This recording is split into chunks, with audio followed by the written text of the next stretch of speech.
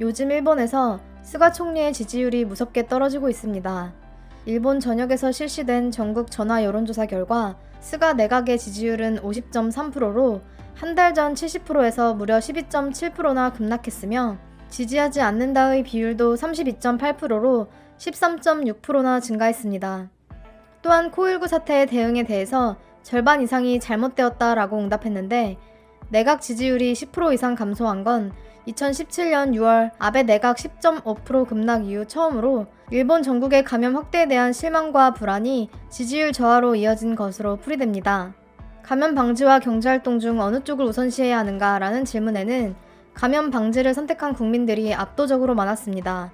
이번 한 달 동안 전국의 신규 감염자와 중증자 모두 급증하여 3차 유행이 도래했다고 여겨지는 가운데 일본 정부가 고투 캠페인을 포기하지 않고 있는 점, 어렵게 성사된 스가 총리의 두 번째 공식 기자회견에서 그 내용이 무척 실망스러웠던 점 등이 정권 불신으로 이어졌다고 볼 수 있습니다.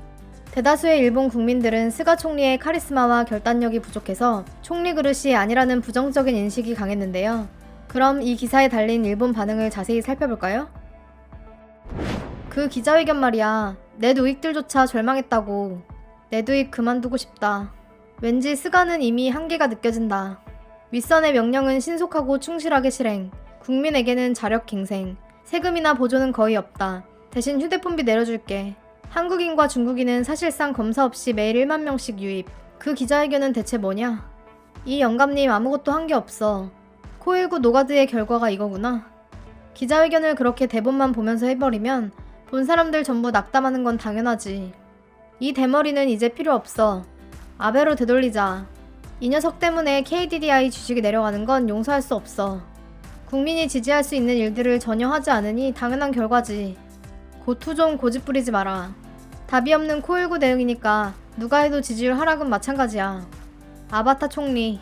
코일9가 창궐해 일본인들에겐 외출 자제해달라고 하면서 중국, 베트남인들을 한 달에 15,000명씩 받는다. 코일9로 실업 자살자가 증가하는데 긴축재정 계속하면서 소비세 감세도 하지 않지. 디플레이션은 그냥 내버려 두지. 이런 내각은 무너질 수밖에 없어. 답변도 제대로 못하더라. 막장 무능의 할배. 이제 그만둬라. 근데 누굴 앉혀도 똑같을 거야. 총리 대신인데 아무 권한도 없어. 내두익 발광 타임. 중국이 아첨할 필요가 있느냐 없느냐는 결국 미국에 달린 거잖아. 만약 미국이 중국에 대해 강경한 태도를 취하지 않으면 일본도 태도를 누그러뜨릴 수밖에 없어. 자민당이 집권하는 동안엔 총리 지지율은 아무 의미가 없어. 지지율 폭락하면 총리만 갈아치우면 그만이니까. 아베도 바보 꼭두각시잖아. 다음 총리는 누구야? 이러다 매달 바뀌는 거 아니야? 다들 눈치챘겠지만 정말 수상답지 않아. 말도 횡설수설하고 비실거리는 아우라가 너무 심해. 불쌍하니까 그만 교대시켜줘. 어차피 총무부장 정도의 그릇이야. 총리 대신이라니 짐이 너무 무겁다. 지지율이 30% 아래로 떨어지면 교체될 거야. 50%니까 아직 여유 있어. 중국 국민의 생명과 재산을 지킨다. 다시 비상사태를 선포할 영웅은 없는 건가? 애초에 갓 취임해서 지지율이 높았던 것 뿐이야. 상상 이상으로 윗선의 개였어. 너희들 아베만 아니면 아무나 좋다고 했지? 정부가 저출산 대책으로 AI가 결혼 상대를 찾아 이어주겠다는 말을 꺼냈대. 역시 지지할 수 없어. 빨리 도쿄올림픽 중지해. 이런 쓰레기에 돈 들이지 마. 전쟁에서 중국을 이길 수도 없고 어떻게 해야 되는 거야 일본.